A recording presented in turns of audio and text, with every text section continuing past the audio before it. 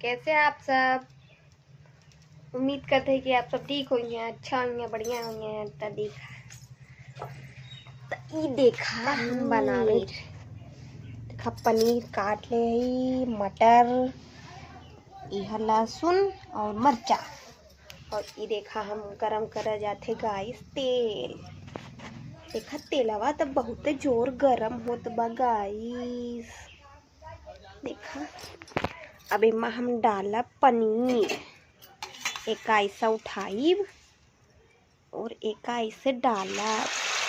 अरे गाइस पनीरिया तो बहुत जोर तड़का देता गाइस।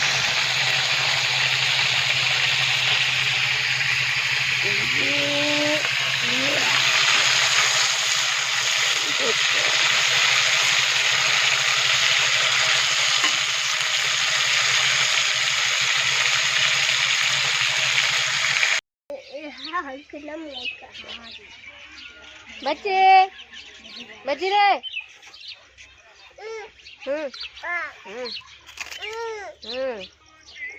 आवत है।